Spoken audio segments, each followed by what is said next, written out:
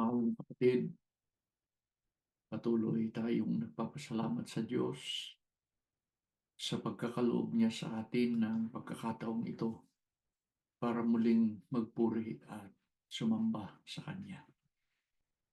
Nagsimula na po ang panibagong taon na ito at ginugunita natin ang lahat ng kabutihan at lahat ng mga biyaya na ipinagkaloob sa atin ng Diyos.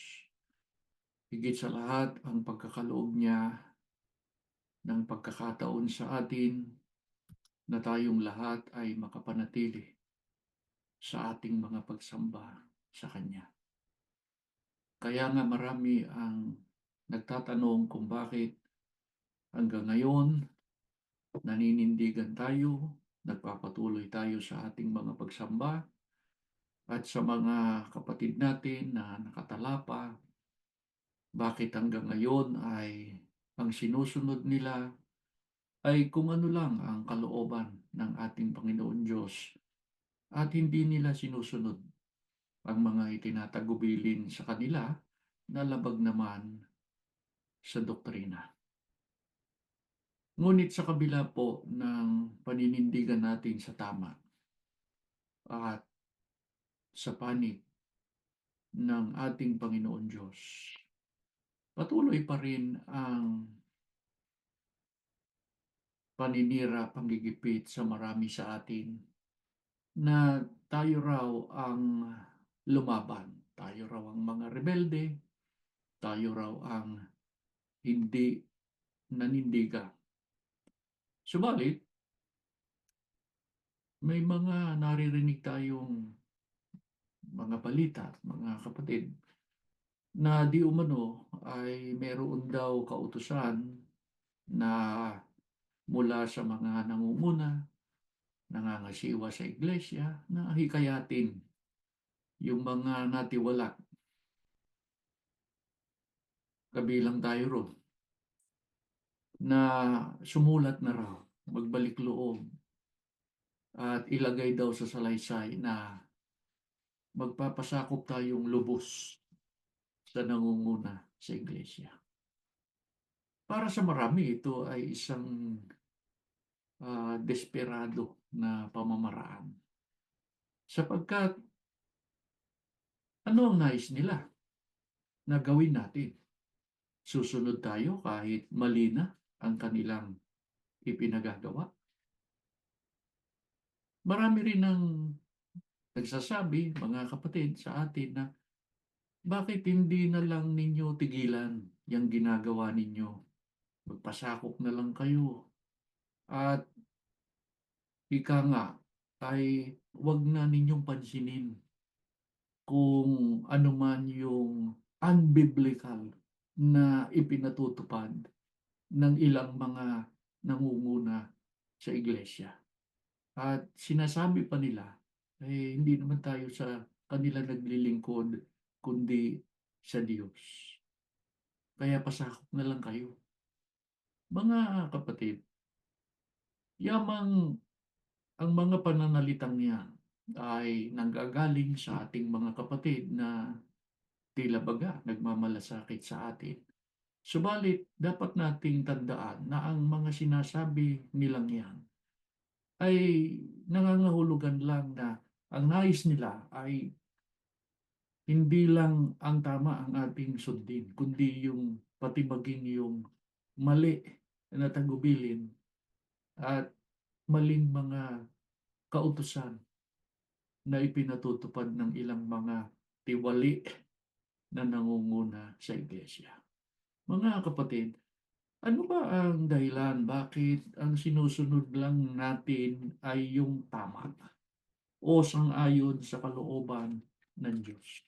At hindi natin kailanman susundin yung mali o labag sa kalooban ng Diyos. Unang Juan 5:19. Nalalaman natin na tayo'y sa Diyos at ang buong sanlibutan ay nakahiling sa masama. Ano ang dahilan kung bakit ang sinusunod lang natin ay yung tama o ang kalooban ng Diyos. At hindi natin susundin ang mali o labag sa kalooban ng Diyos. Maliwanag ang nakasulat sa talata na ating binasa. Tayo ay sa panig ng Diyos. Tayo ay sa Diyos.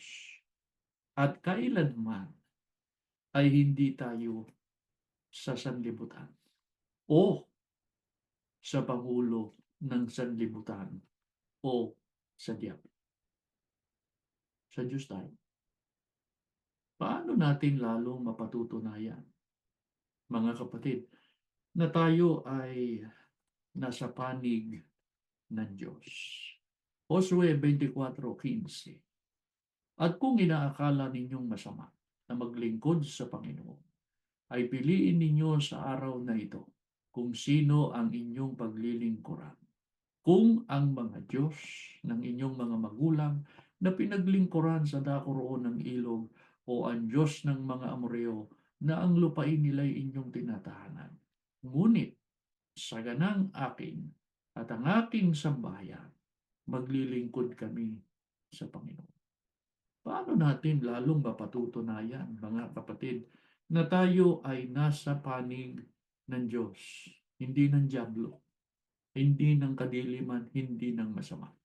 Tularan natin si Josue na sa kabila ng napalilibutan sila noon ng mga bansa, ng mga tao na hindi naman naglilingkod sa tunay na Diyos, nagtataglay ng maling pananampalataya, nagtataglay ng maling mga kaisipan, at hindi naman ayon sa Biblia o ayon sa kalooban ng Diyos ang kanilang mga ginagawa. Ang sabi ni Josue, ako at ang aking pamilya maglilingkod sa Panginoon.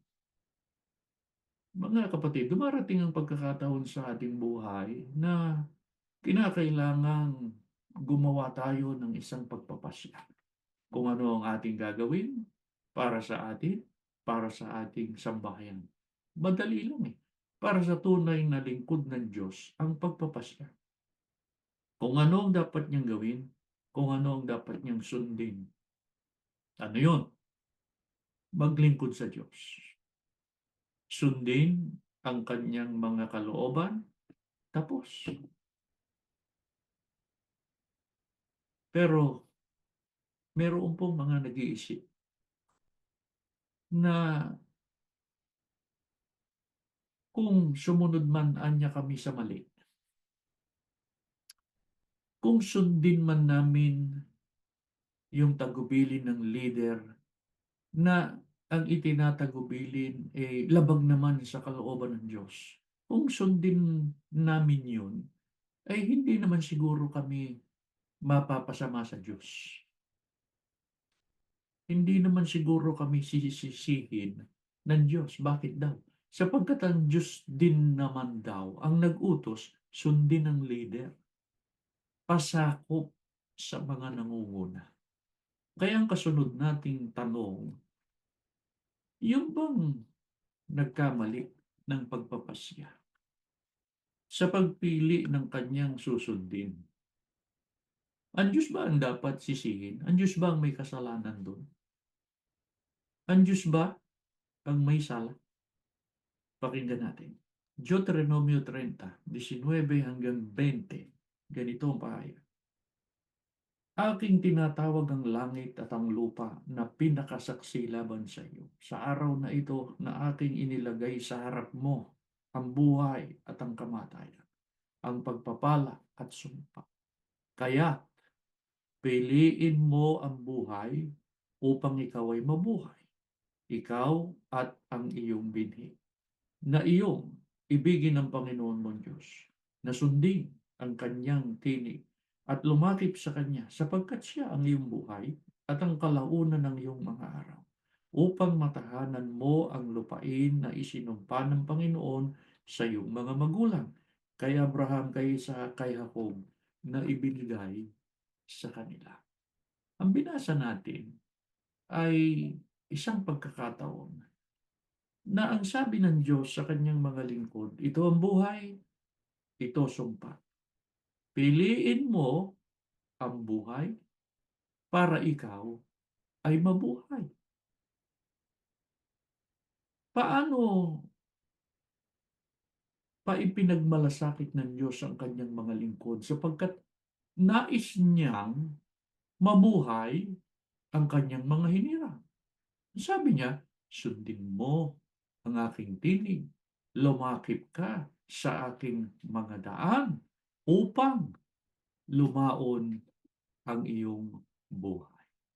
Mga kapatid, mula pa sa pasimula, ang Diyos nilinaw na niya,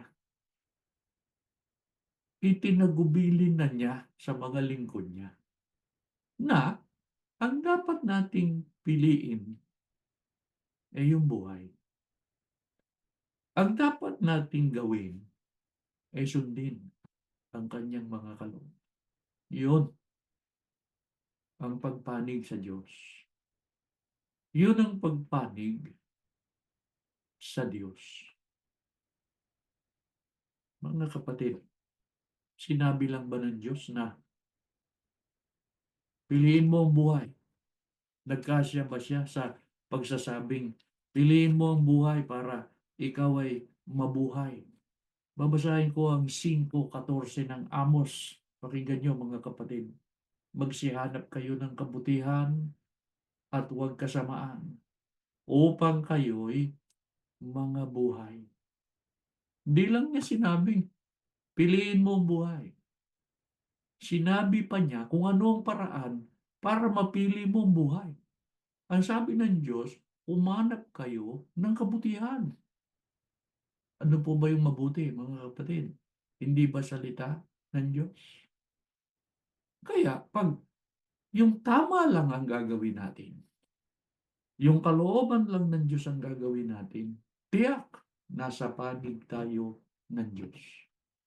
Tiyak, nasa panig tayo ng katwiran at hindi ng kadiliman.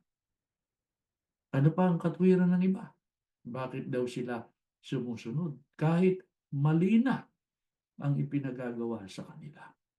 Ay dahil daw, marami naman na ang gumagawa. Marami na ang tumutupad. Isang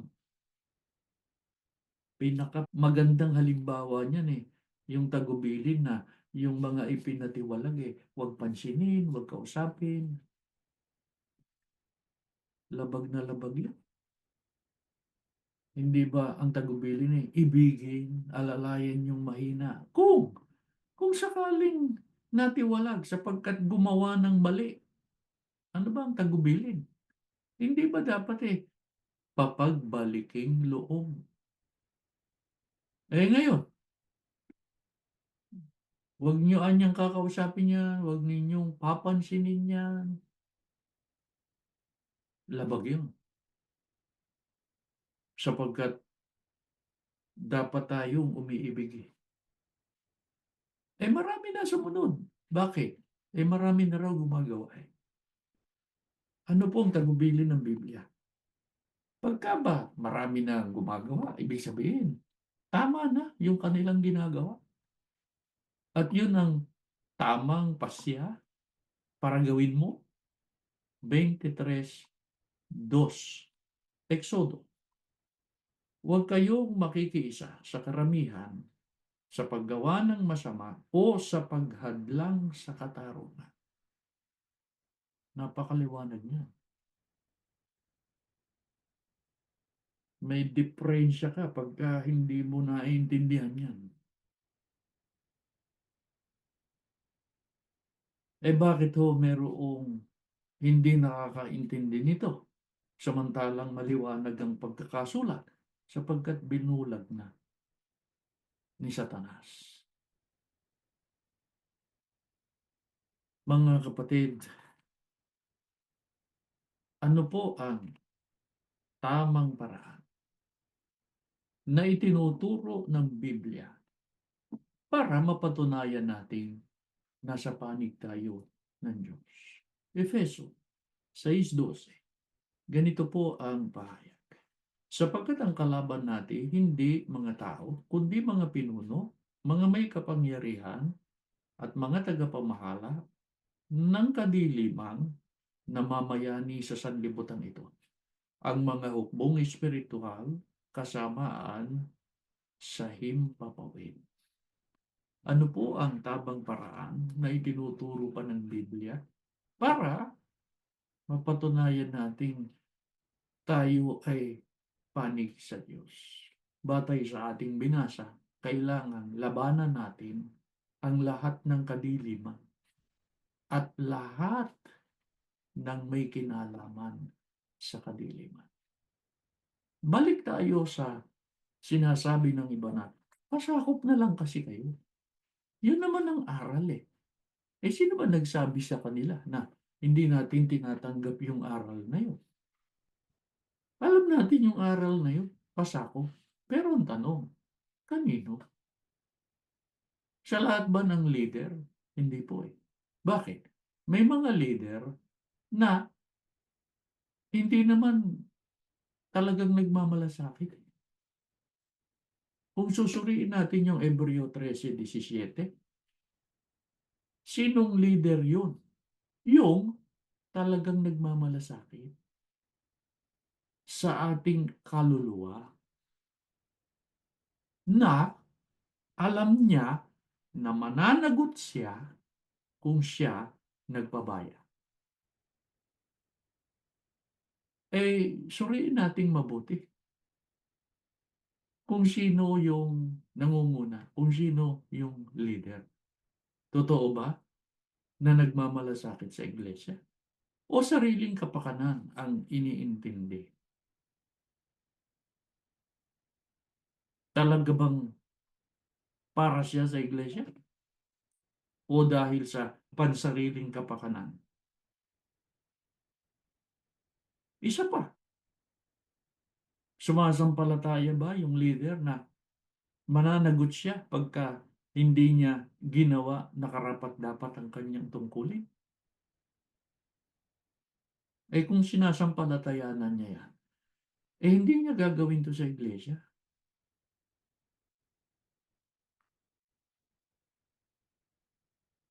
At ang masama pa, mga kapatid, yan ang ginagamit nila para ipatupad yung gusto nila. Obey and never complain.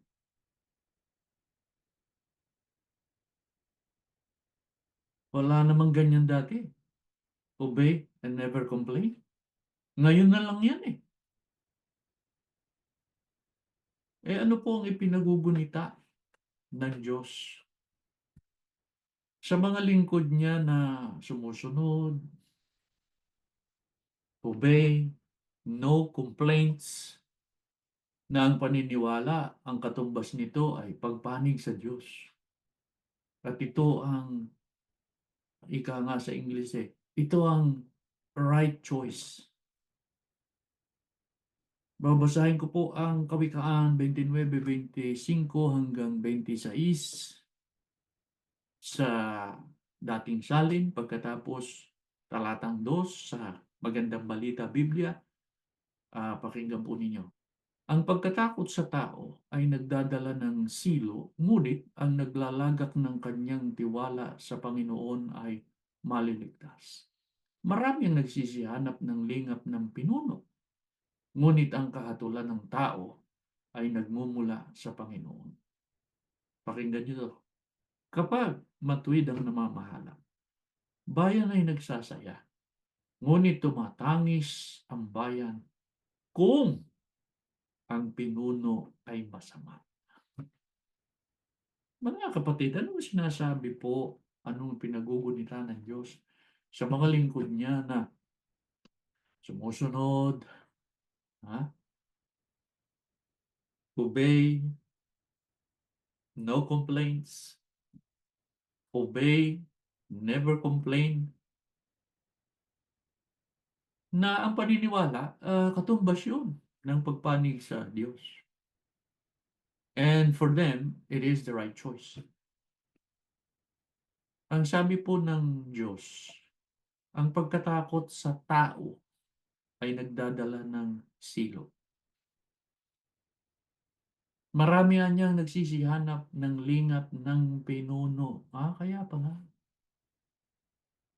Kaya pala sumusunod, ang gusto, gantimpalaan sila nung pinuno. Gantimpalaan sila nung leader. Hiramin natin yung mga kolokyal na pananalita. Kaya marami yung sip-sip, di ba? Oo nga naman. Susunod siya. Ayaw niyang matiwalag eh. Ayaw niyang maalsa ng karapatan. Kaya susunod siya kahit mali.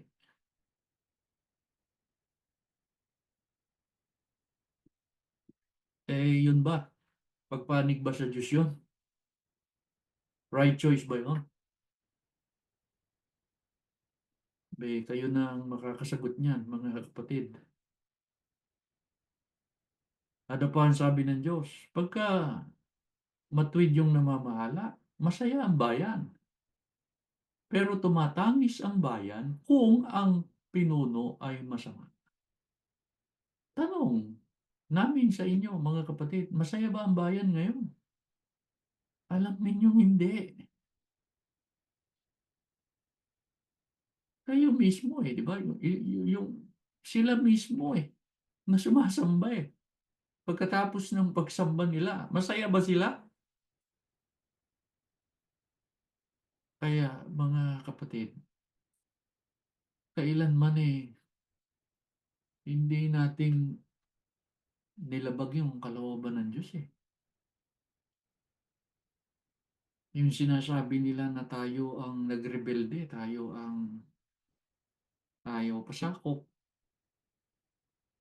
paninira po yun Ang tiwala natin, mga kapatid, sa Diyos pero itong nangyayari sa mga iba nating mga kapatid, nakakalungkot. Sumusunod kahit mali ang itinatagubili. Napapaniwala sila na nasa panig pa rin sila ng Diyos. Hindi po. Ano ang tiyak na sasabing mga kapatid sa mga ang tiwala ay nasa tao? Pakinggan nyo ang sinasabi po sa Jeremias 17:5-6. Ganito ang sabi ng Panginoon. Sumpain ang tao. Diyos ko po, mabigat to. Sumpain ang tao na tumitiwala sa tao. At ang ginagawang laman ng kanyang bisig at ang puso ay humihiwalay sa Panginoon. Sapagkat siya'y magiging gaya ng kugon sa ilang at hindi makakakita pagka ang mabuti dumarating, kundi tatahan sa mga tuyong dako sa ilang, lupaing maalat at hindi tinatahanan. Ang sabi po ng Biblia, sumpain ang tao na nagtitiwala sa tao. Bakit? Sila anya'y humiwalay sa Panginoon. Kaya ulitin natin, mga kapatid, yung nag-iisip na kahit mali ang kanilang sundin, sapagkat utos naman daw yun ng kanilang leader, iniisip nilang nasa panig pa rin sila ng Diyos, ay hindi ho. Ang tiwala nila ay sa tao na.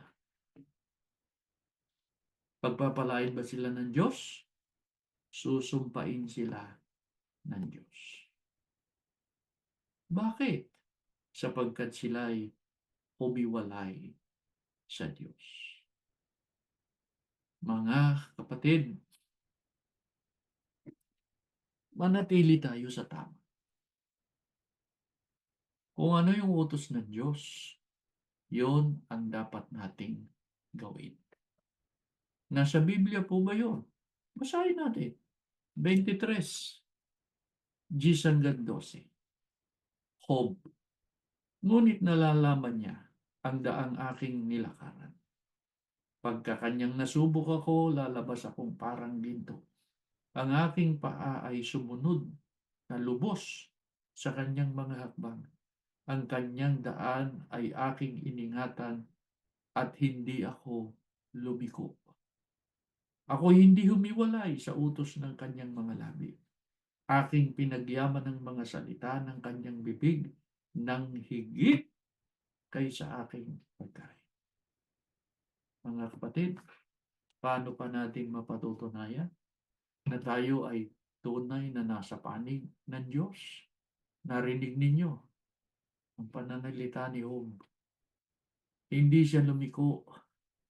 Iningatan niya ang utos. Doon sa nilalakaran niya, na sang-ayon sa kalooban ng Diyos, hindi siya lumiko doon.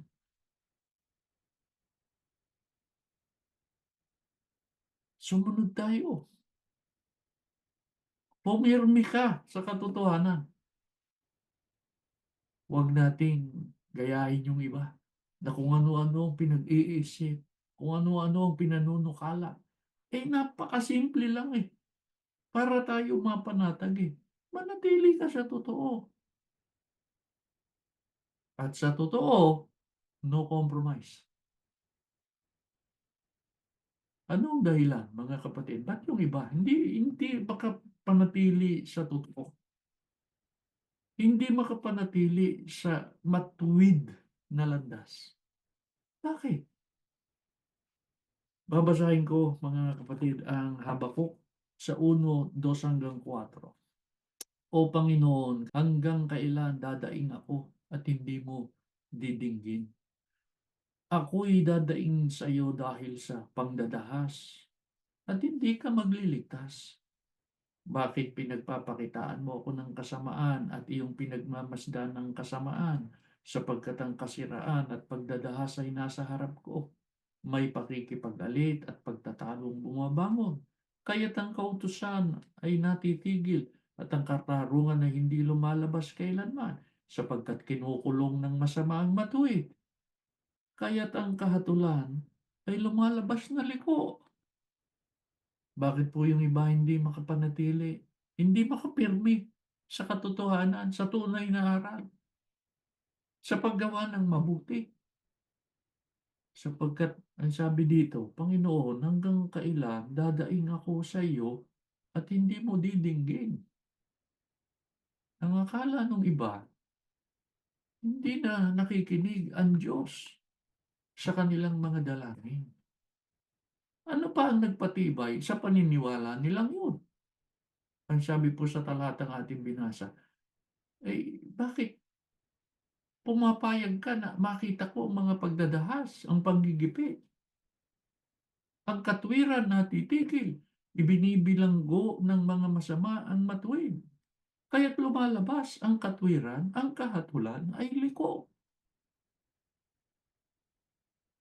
Tayo, mga kapatid, dumaranas din ng matitinding mga panggigipit at mga pagsubok. Pero, huwag nating iisipin na ang Diyos hindi nasasagot sa ating dalangin.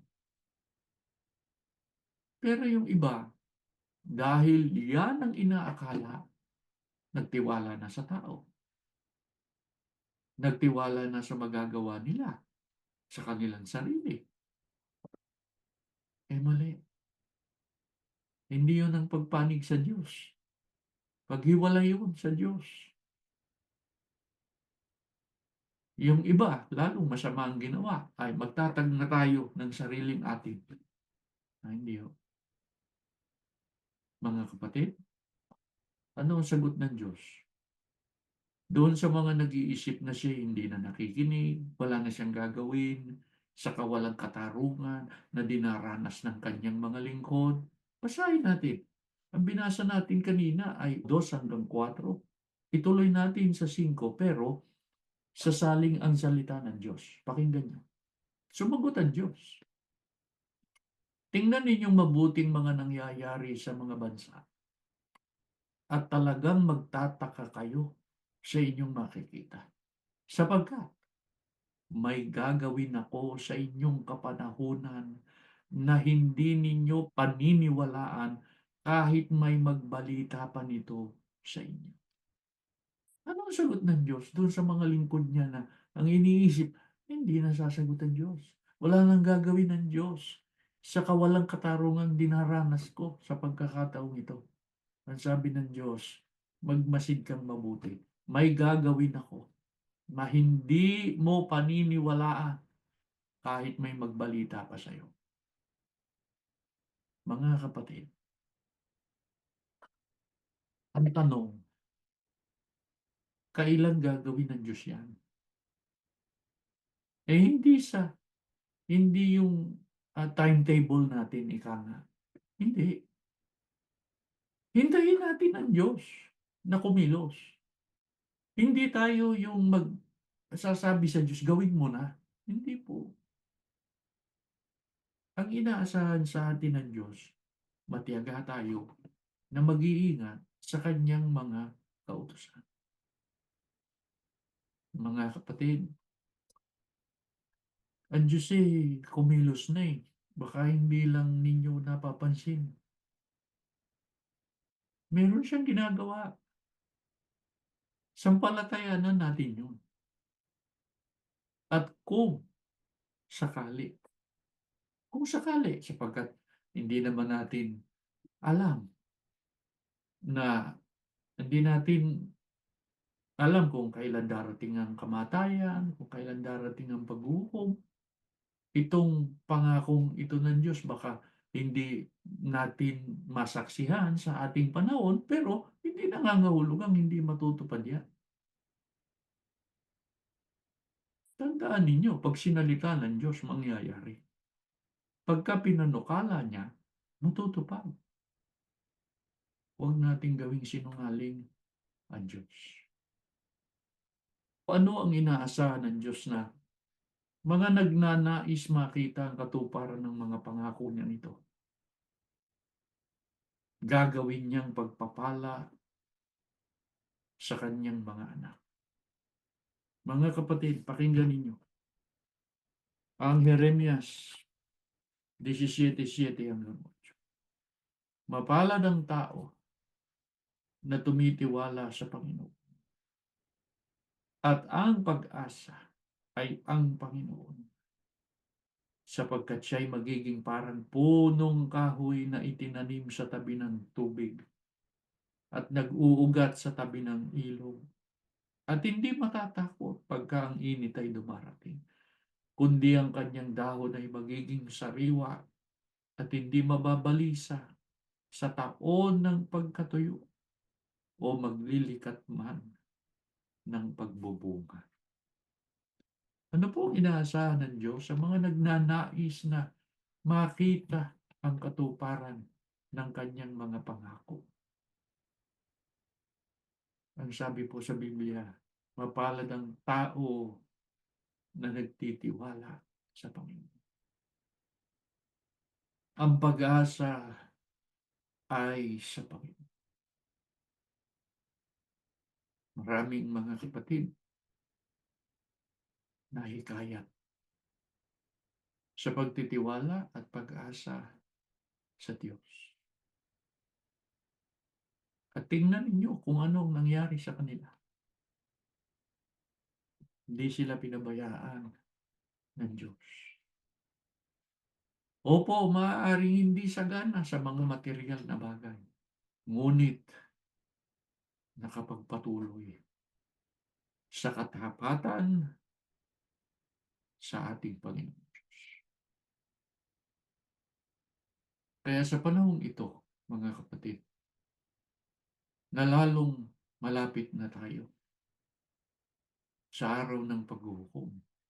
Isang taon na naman ang lumipas. Ibig sabihin, panibagong isang hakbang na naman yan, papalapit sa kaligtasan. Lalo nating ilagak ang ating pagtitiwala at pag-asa sa magagawa ng Diyos. Opo, nagbasbas ang Diyos ng katalinuhan sa mga lingkod niya ng lakas, ng abilidad. Nagbasbas ang Diyos ng iba't ibang mga katangian sa mga lingkod niya para magamit nila sa buhay na ito sapagkat naglalakbay sila sa sanlibutan ito. Pero wag nating ilagak ang pag-asa natin diyan sa ating sarili, sa ating karunungan, sa kayamanan. Hindi po. Sa Diyos na makapangyarihan sa lahat. At yan ang lagi nating dapat na ipinapaalaala sa buo nating sambahayan, lalo na sa mga anak. At sa puntong ito ng ating leksyon, yayamang ang pinag-uusapan natin ay ang paggawa ng mabuti, pagsunod sa mga kalooban ng Diyos, pananampalataya, pag-asa sa magagawa ng Diyos. Karapat-dapat lang eh. Nagunitain natin ang sugo, ang kapatid na Eranio Manalo, lalo na ang KRD. Makatwiran lang nagunitain natin ang kanilang ika-100 kaarawan at yan ay noong Enero 2 ng taong ito. Hindi ba't ang lagi nating naririnig sa kanila, mga kapatid, magtiwala kayo sa Diyos. Ilagak ninyo ang inyong pag-asa sa Diyos. Gawin ninyo ang kalooban ng Diyos upang ang Diyos ay sumayin.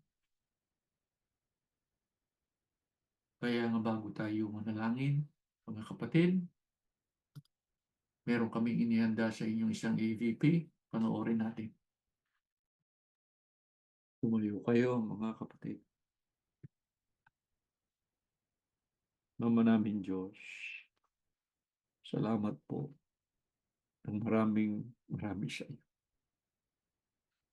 Muli mong ipinagunita sa amin na kami nasa tamang landas. Kami nasa panig mo nang magpasya kami, Ama, na manindigan sa katotohanan, manindigan sa panig mo. Ayaw naming mawala ng kabuluhan. Ang lahat po ng aming pagtitiis, tulungan mo kami makatapos kami ng takbuhin,